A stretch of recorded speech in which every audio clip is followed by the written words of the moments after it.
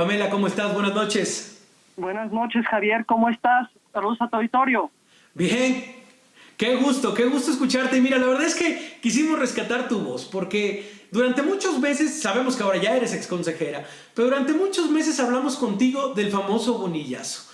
Y aquí nos lo decías y creo que nos topábamos de verdad contra la pared, nuestras cabezas de la misma forma, al decir, ¿cómo es posible que estemos discutiendo que un gobernador quiera pasar su periodo de 2 a 5 años? Y nos volteamos a ver de verdad con la misma cara de no sabemos qué está pasando. Cuéntanos un poco primero, pues la resolución de la Suprema Corte de Justicia de la Nación. ¿Qué te pareció? ¿Te sorprendió que fuera por unanimidad? ¿Qué tendrías que decir, Pamela, después del balance del día de hoy? Bueno, en primer lugar, pues me parece una buena noticia el que el día de hoy sea declarado por unanimidad la inconstitucionalidad de la ley Bonilla. Estábamos ante un caso que era absolutamente evidente, que iba en contra no solo de la Constitución, sino de los derechos de las y los ciudadanos de Baja California, que habían electo a un gobernador legítimamente, pero por un periodo de 2 años, y se estaba pretendiendo ampliar este mandato a 5 años con posterioridad a que las ciudadanas y los ciudadanos habían acudido a las urnas, lo cual es absolutamente inaceptable, y en los términos que se dijo hoy en la sesión de la Suprema Corte, es un fraude a la Constitución, es un fraude a la democracia, es un fraude a la decisión que las ciudadanas y los ciudadanos tomaron en las urnas. Entonces, me parece que es una buena noticia que en esta ocasión la Suprema Corte haya sido consistente con los criterios que había sostenido sistemáticamente en torno a los derechos de la ciudadanía.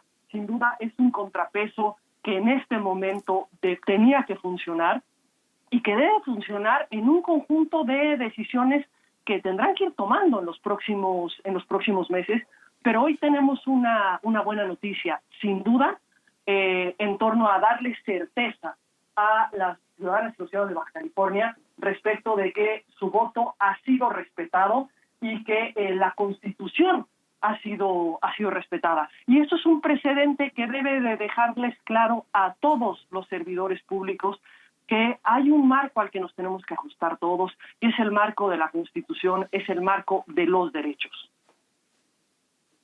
Sí. Con esto, el gobernador será gobernador Bonilla hasta el 31 de octubre próximo, ¿verdad? En este periodo de 2 años.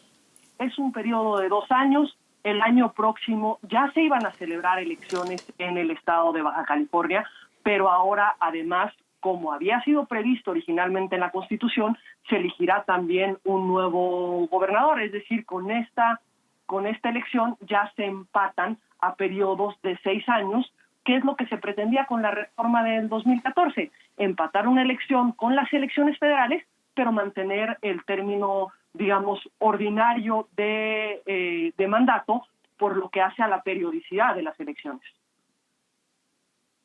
Sí. Al final, la verdad es que fue bastante contundente el propio ministro Saldívar. Es un gran fraude a la Constitución y al sistema democrático que ésta constituye.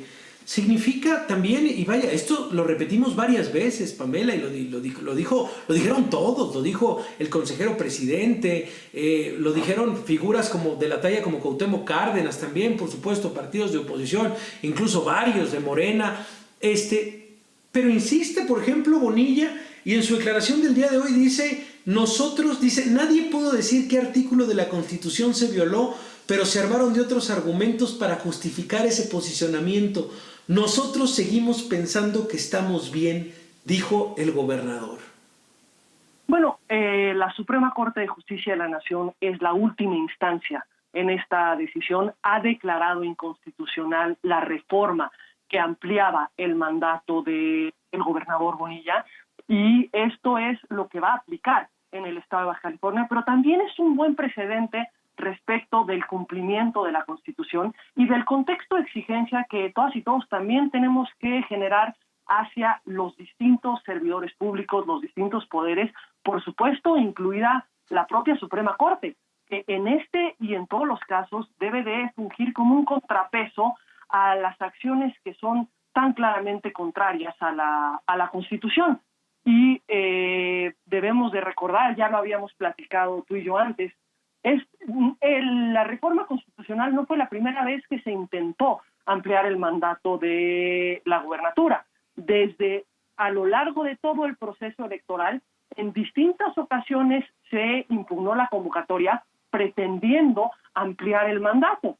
Me parece que si bien la Sala Superior del Tribunal Electoral no permitió que este mandato se ampliara, pues también es un buen mensaje para la Sala Superior en cuanto a la necesidad de que sea más clara y más contundente en torno a sus decisiones. Es decir, no solamente dejarlo en un no procede, sino posicionarse claramente con cuáles son las reglas constitucionales y dar mucha certeza tanto a los actores políticos como a la ciudadanía respecto de los alcances que va a tener el ejercicio de su derecho al voto a lo largo, lo más pronto posible, en el marco de un proceso electoral.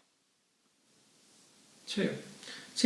Vaya, ese es el precedente, hay que decirlo, de verdad, con todas sus letras, Pamela. Sabemos que estuviste muy de cerca en el caso Bonilla, estuvimos revisándolo, claro, así que mes con mes cómo iba avanzando y cómo al final estaban entrando por ahí en unas lagunas legales increíbles, de verdad, que nosotros estuviéramos hablando de que podía ser de 2 a 5 años. Hoy ya se posiciona con un voto unánime la Suprema Corte de Justicia de la Nación, y ahí queda el precedente de lo que se quiso hacer en Baja California. Pues Pamela, te agradecemos de verdad el haber estado con nosotros. ¿Cómo va la cuarentena? ¿Cómo la has pasado en estas semanas de reclusión?